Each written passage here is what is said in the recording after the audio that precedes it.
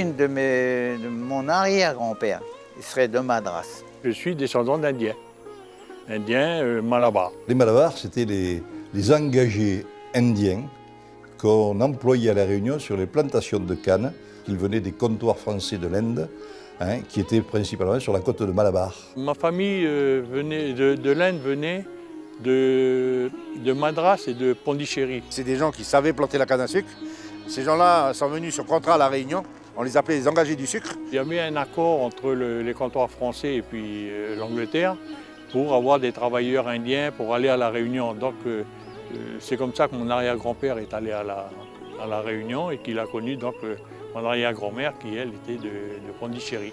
Ce qui fait que quand les colons bourbonnais sont venus, comme il n'y avait pas de main-d'œuvre en Calédonie, ils ont amené leur main-d'œuvre, ils ont amené les Malabars. Et ils ont été réengagés et ramenés de La Réunion en Calédonie par ces mêmes colons sucriers. Parce qu'ici, la main-d'œuvre locale, dans les libérés du bagne, ne maîtrisait pas du tout la culture de la canne. Donc il y a des convois de Malabars qui sont arrivés en Nouvelle-Calédonie. On compte qu'il en est venu environ 500. 500 pendant 10 ans, entre 1864 et 1875.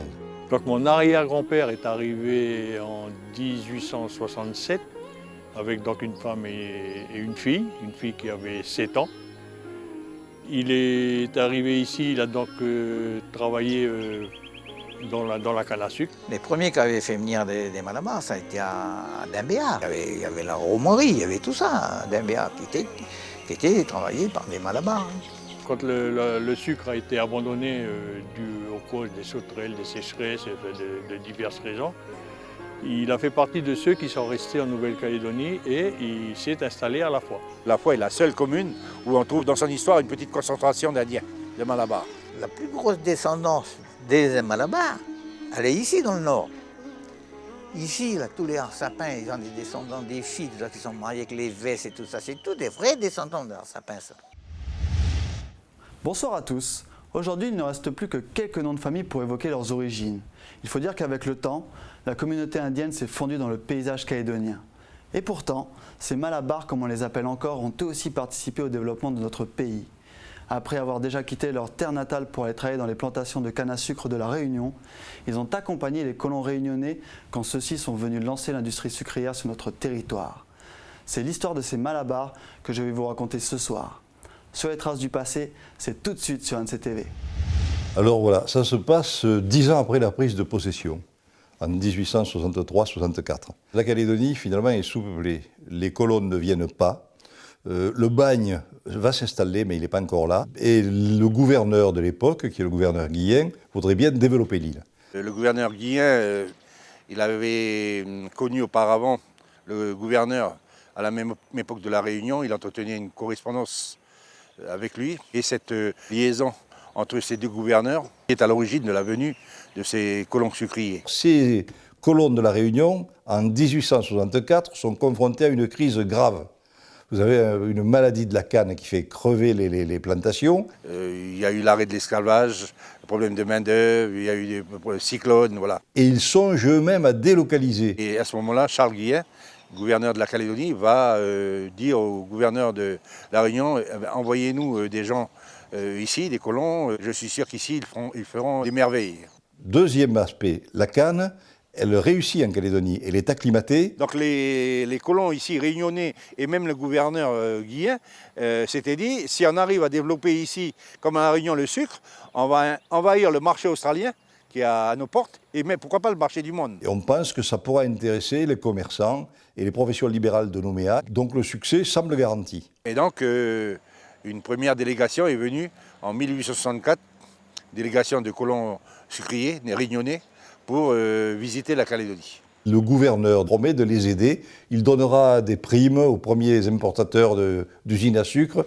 Et ils vont revenir en 1870 pour justement mettre en place les usines. Les Malabars, ils sont arrivés à partir de 1864. Mais pas le contingent de mon père. Le contingent de mon père, c'est à partir de 1880, après. Parce que quand même, à partir de 1864, il y a eu ce roulement d'Indiens qui sont venus travailler en Calédonie, et puis ils repartaient, et puis ainsi de suite, quoi, parce qu'ils ne sont pas restés. Ça, il y en a eu des millions en Calédonie. Les premiers Indiens, à mon sens, sont arrivés en 1863 en Calédonie. Et ensuite, à partir de 1865, le démarrage des projets sucriers avec l'usine de M. Joubert, là, pratiquement toutes les arrivées, il y a des venus, mais par petite quantité, 5, 6, 10, 12 à chaque voyage, selon les besoins des colons. Par exemple, le sucrier qui est venu fonder l'usine de la Ouamini, Louis Nas de Touris, il est arrivé avec 136 malabars. Il avait dans le même bateau, il avait la sucrerie en pièces démontées, hein, la mécanique. Hein, il avait les ouvriers européens qui allaient la monter, l'entretenir, et ces malabars. Ce sont des usines qu'ils ont démontées sur place et qui sont venus remonter là. Donc, ce sont les Indiens qui ont démonté et qui sont venus remonter. Donc, ils savaient le faire, c'est pour ça qu'ils sont venus, c'est pour ça qu'ils sont arrivés. Ils sont venus avec tout. Ils sont venus avec les cannes à sucre, ils sont venus d'ailleurs tout ce qu'il y a ici, que vous voyez, les manguiers, les faux poivriers, là, tout ça, ça vient des Indes, tout ça, le curry, le safran et tout ça. Là. Eux, ils avaient amené tout ça avec leur bateau, là, parce qu'avant, ils venaient avec le bateau, ils emmenaient tout. Ils venaient pas pour chercher ici, il n'y avait rien ici en Calédonie. C'est eux qui emmenaient tout, presque tout. Quand ils sont embauchés pour venir travailler en Nouvelle-Calédonie, les Malabars ont signé des contrats qui prévoient salaire, nourriture et logement. Mais la réalité sera bien différente et les conditions de travail bien plus difficiles que prévu. Des travailleurs engagés sur contrat, des contrats de 5 ans, comme renouvelables. On aurait pu les traiter comme des hommes libres, mais les colons bourbonnais qui les amenaient préféraient avoir barre sur eux, les contrôler. On préférait garder le système des contrats, donc qui a été maintenu en Calédonie. Ben, ils savaient tout faire parce qu'ils faisaient n'importe quoi. C'était des cavaliers hors pair, ils avaient un don de la nature, c'était ça. C'est ça le Malabar. Donc on estime à environ 500 personnes, familles et individus venus dans le sillage de ces colons réunionnais de la Réunion pour travailler dans les différents projets sucriers de la colonie. C'était à peu près entre 300-400 familles qui étaient venues de la Réunion. C'était quand même plutôt une immigration masculine. Il y avait quelques femmes, mais est-ce que c'était les femmes des gens qui venaient ou les familles? Je pense que c'était plutôt des femmes qui étaient utilisées pour le ménage, pour la cuisine. Parce que les conditions étaient dures, parce qu'ils ne devaient pas être très bien nourris, parce qu'ils travaillaient continuellement, ils avaient peu de repos. Dans les cannes à sucre, c'était la pelle, la pioche, le sabre, voilà. Il n'y avait pas de tracteur, il n'y avait pas de machine, il n'y avait rien. Hein. C'était une race de gens costauds. Ils avaient tous une force incroyable, les travailleurs et tout. Ça a été une main-d'œuvre qui a été terrible. Ce n'était pas du tout des feignants. Ils travaillaient, d'autant plus qu'ils étaient soumis au travail quasi forcé. Il y avait les contremaîtres qui les surveillaient. Ils travaillaient tellement qu'on considérait qu'un Malabar, en Calédonie, valait 3 condamnés, 3 forçats européens. Quand ils faisaient une bêtise, ils étaient privés de manger ou de battus et puis tout, quoi. Hein. C'était, ouais. Un jour, ils se sont révoltés et ils ont tué un contremaître parce que le contremaître était trop dur, quoi. Hein. Mon père, comme tous les autres, et ça a été des gens qui ont trouvé à se débrouiller pour faire vivre leur famille. Et c'était comme ça. Partir comme ouvrier agricole au contrat, c'était des gens qui avaient faim, qui partaient pour gagner leur vie. Ben, c'était la misère. Ils ont travaillé ici, mais il n'y avait pas d'argent, rien. C'était... Et s'ils ne repartaient pas, ben l'engagiste n'avait pas payé le voyage de retour. Ce qui fait que souvent, on cherchait à les fixer à la colonie, à leur dire restez.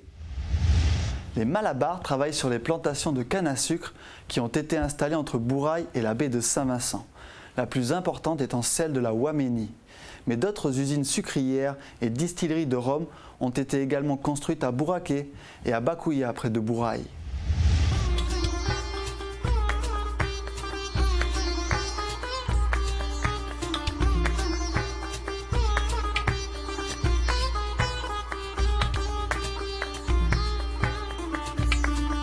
Colons sucriers, ils vont s'installer sur la côte ouest, près de Boulou-Paris, au lieu dit Ouamini. Et malheureusement, c'est un endroit qui est très aride dans certaines saisons. La canne à sucre est une plante d'eau et très vite, cette entreprise sucrière d'importance, hein, puisque des capitaux importants avaient été mis, va faire faillite et va fermer. À partir de 1865, l'inauguration de l'usine Joubert va ensuite se développer plusieurs usines. La deuxième usine sera construite par les pères maristes à Saint-Louis. Elle va fonctionner en 1868. Ensuite, on aura une usine à Tamois faite par un consortium d'hommes d'affaires, de commerçants, de Nouméa, dont M. John Higginson, M. Ralph, qui est commerçant à Nouméa, et d'autres. Il y aura ensuite une usine lancée toujours par M. Higginson à Bourail, avec le consul de Nouvelle-Zélande, M. Cruikshank, qui va fonctionner à partir de 1870-71, mais qui va être reprise ensuite par l'administration pénitentiaire, qui va fonctionner, elle, jusqu'en 1900. Bourail, ça a marché. Il y a eu le sucre, il y a eu tout un tas de trucs qui ont été faits à Bourail. Du rhum, il y a eu tout un tas de trucs. À Bakouya, qui s'appelle. C'est le bagne qui prendra un peu le relais et on essaiera d'y impliquer les concessionnaires pénaux, c'est-à-dire les condamnés qui ont été mis sur des concessions à la terre. Et on essaiera de leur faire cultiver de la canne pour alimenter la sucrerie de Bourail, la sucrerie de Bakouya. Le gouverneur notamment a utilisé les libérés contre les invasions de sauterelles. À un moment donné, le gouverneur va mettre un gros budget pour que les libérés ramassent des sauterelles. Ils étaient payés au kilo de sauterelles ramassées. Mais très vite, le budget en un mois et demi va être épuisé. Et après, il faut alimenter le budget tellement il y avait des sauterelles, quoi. Des vols de sauterelles s'abattaient sur un champ. Ils pouvaient ravager plus d'un hectare de champs de canne à sucre en même pas une journée, quoi. Donc ça a été véritablement un fléau. Il y avait des sauterelles, il y avait tout un truc, on détruit les cultures, tout. Et donc, ils n'ont pas pu fournir à l'usine. Et puis, ça c'est resté comme ça fait 4 tours. La canne, finalement, elle était assez mal adaptée aux conditions de production en Nouvelle-Calédonie. Pourquoi? Parce qu'elle exigeait beaucoup de main-d'œuvre. Or, c'était une île sans main-d'œuvre. Même si les Malabars étaient mal payés, les faire venir de l'Inde ou de Bourbon, de la Réunion, ça coûtait cher. Il faut acheter la terre. Et il faut payer la sucrerie, il faut cette machinerie. C'était des merveilles de technique, ces machineries. Ça coûtait très cher. Ça additionné aux sécheresses, aux inondations, parce que comme ici à Dimbéa ou à Bakouya, Bourail, quand les champs de canne étaient dans des terres alluvionnaires, eh ben, il y avait l'inverse. C'est-à-dire que quand la rivière montait, eh ben, tout ça s'était balayé, il fallait reconstruire, il fallait replanter et puis repartir à zéro. Il y a eu aussi des incendies, à tel point que les Bourbonnais disaient que c'était de la malveillance. C'était les gens qui ne les aimaient pas qui leur allumaient les feux. Alors peut-être il y avait de la malveillance, mais ça brûlait bien parce que c'était sec. Voilà, tout ça, ce qui fait que les gens n'ont pas eu les capacités financières pour surmonter ces différents aléas de la culture sucrière. Il y a une troisième raison à laquelle on ne pense pas souvent, c'est une déception sur la qualité du sucre, la qualité du produit. Le sucre, on l'appelait la colle de Bourail, c'est tout dire. C'est-à-dire qu'il devait être assez mou et assez peu, se fractionner assez mal. Donc le sucre de mauvaise qualité ne peut pas être exporté en Australie. Donc il faut le consommer sur place. Et même les Calédoniens, ils préfèrent le sucre d'importation. On va surtout le vendre au bagne. Donc l'exportation prévue, elle ne marche pas. Bakouya qui a duré environ 30 ans parce que l'État a repris. C'est la seule usine sucrière qui va fonctionner. Les autres usines sucrières vont rapidement faire faillite. Au bout de 10 ans, on s'apercevra que pour diverses raisons, la canne n'est pas possible en Calédonie, en tout cas pas rentable, et qu'il faut y renoncer. Alors il existait à propos de ces Indiens un certain racisme, un rejet de la société coloniale, et des gens qui étaient très mal vus. On les voyait avec une certaine défiance. Pourquoi? Eh bien parce qu'ils étaient réputés commettre de nombreux larcins. Ils devaient être chapardeurs. C'était de ce niveau-là, ce n'était pas des crimes. Lorsque les projets sucriers vont capoter, le gouverneur de la Calédonie va faire son possible pour les renvoyer soit chez eux directement en Inde, soit à Fidji, c'est-à-dire les refiler aux Anglais qui faisaient du sucre aux Fidji. Après l'échec de l'industrie sucrière en Nouvelle-Calédonie, beaucoup partiront. Ceux qui vont rester sur notre territoire sont peu nombreux. En 1884, on compte 173 Malabars, dont 26 femmes, 25 enfants, soit 25 familles et une centaine d'hommes célibataires. Certains ont voulu coûte que coûte rester ici. La légalité leur a donné la possibilité, puisqu'ils étaient citoyens français. Puisque vous savez qu'en Inde, il y avait un état civil français depuis le XVIIe siècle. Qu'est-ce qu'il fallait faire? Retourner aux Indes, à La Réunion. On n'avait pas les moyens. Et à ce moment-là, c'est le gouverneur Courbet, en 1880, l'amiral Courbet qui est gouverneur de la Calédonie. Courbet n'est pas d'accord que ces Indiens s'installent dans toute la Calédonie. Et lui va décider de les regrouper en un endroit précis, de façon à ce qu'ils ne soient pas éparpillés dans la colonie. Donc, à cette époque-là, le territoire leur a donné un coin de terrain à la fois. Ce qu'on appelle la plaine des Malabars. Pour les regrouper, ces Indiens qui veulent à tout prix rester en Calédonie, Il faut de la terre, et la terre, il y en a où? Il y en a à la fois, notamment sur la rive gauche de la rivière de la Foix, puisque nous sommes en 1880, au lendemain de l'insurrection kanak, et du fait de la répression féroce qui a eu lieu, notamment dans cette partie du pays, les tribus ont disparu. Les gens ont été tués, déportés à l'île des Pins, au Bélep, et emmenés prisonniers sur la côte Est. Ce qui fait que toute la zone insurgée qui a subi la répression, de Bouloupari à Poya, l'administration coloniale va se retrouver avec une quantité de terres disponibles. En particulier, une grande réserve qui était dans ce qu'on appelle aujourd'hui la plaine de Naïna.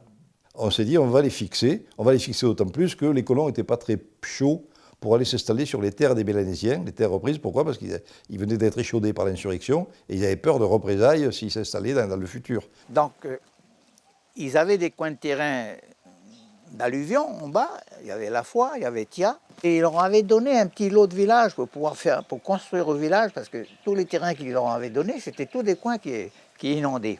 Et puis en plus, ça avait un avantage, on était là sous le poste militaire, sous la gendarmerie, comme ils avaient une réputation de chapardeurs, on voulait quand même les surveiller. Et là, on va installer une poignée d'Indiens qui a voulu rester, mais il va les installer avec des conditions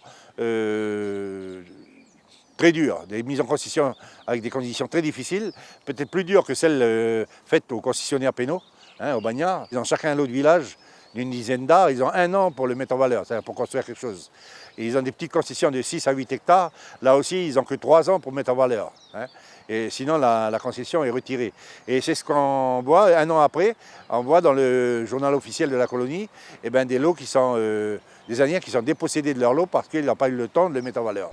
Donc c'est cette plaine alluviale, sur la rive droite du Fournivolou et sur la rive gauche de la Foix, en direction de Méaé, ici, qui a été dévolue au Malabar. Et on voit ici le lotissement des petites concessions, des petits lots de 3 hectares, ici, qui ont été délimités. Et puis un peu plus tard, les plus anciens, ceux qui sont venus après coup, ont été de 6 ou de 9 hectares. Pourquoi? Parce qu'on s'est aperçu que c'était un peu petit, 3 hectares, puis peut-être aussi parce qu'il y avait quand même moins de sols alluviaux à mesure qu'on remontait dans la vallée, notamment dans la vallée du Fournivolou. Donc voilà où ils étaient. Vous avez même ici un lot, le lot qui est assuré, qui était l'endroit où était prévu l'emplacement d'un village de Malabar. Donc je pense qu'il n'a pas dû être créé. Ils ont dû s'installer chacun chez eux. On en a mis une 60aine à la fois, à peu près. Mais on pensait qu'ils travailleraient, puisqu'ils travaillaient bien. Finalement, ils n'ont pas fait grand-chose.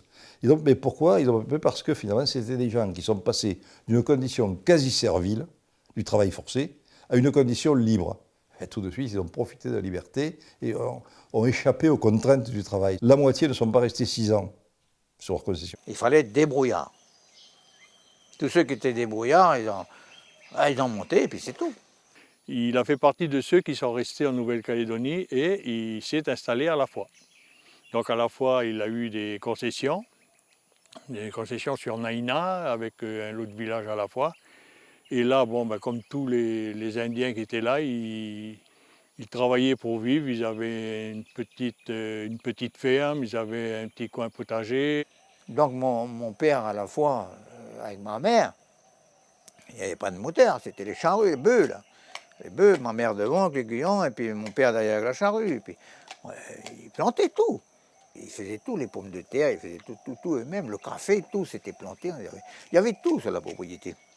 Alors certains de ces Indiens vont s'accrocher à ce lopin de terre, d'autres vont se décourager, vont partir pour faire une toute autre activité, sur mine, surtout sur les grandes stations d'élevage, parce que ces Indiens ont été ensuite renommés comme Jockey, comme Bouvier, comme Stockman. Mon oncle, Joseph, ça s'appelle, pour la passerelle Marguerite, c'est lui qui a testé la passerelle avec une paire de bœufs et puis chargé de sable, avec 2 ou 3 paires de bœufs. Après, il m'avait expliqué, c'est lui qui a monté des glaines de câble à la Wengui, pour le transporter de la Wengui, là, dans la montagne, avec les bœufs. Et il ferrait les bœufs. Mon grand-père, moi, il faisait du roulage de caillasse avec des voitures à bœufs. Quand ils ont quitté leur concession, après avoir été installés à la Foix, ils sont surtout partis, soit pour s'engager chez les colons, donc devenir salariés, soit partir à Nouméa le plus souvent pour aller travailler chez les fonctionnaires et travailler pour des métiers urbains, blanchisseurs, cuisiniers, domestiques. Le Malabar, à l'origine, l'Indien, c'est un travailleur. Et il n'y a aucun travail qui lui fait peur. S'il est obligé de faire un travail pour vivre, il va le faire. Hein, il va l'apprendre, s'il ne le sait pas, mais il va bien le faire. Certains vont venir à la vallée du Tir, s'embaucher au nickel. Voilà. Mais une petite poignée d'Indiens va rester à la fois, va s'accrocher à ce lopin de terre que Courbet leur a attribué et vont faire souche sur la commune de La Foix. Et mon père, lui, il a connu ma mère, ils se sont mariés. Et donc mon père a toujours travaillé à La Foix, il s'est agrandi, il a acheté des terrains, il a fait de l'élevage, mais toujours dans l'agriculture. Hein. La revanche sur l'histoire, c'est que à partir des années 70, on a eu un maire descendant d'Indiens, M. Antoine Candoya. Mon père a été maire de 72 à 77, hein, 1972-77, donc plus de 100 ans après.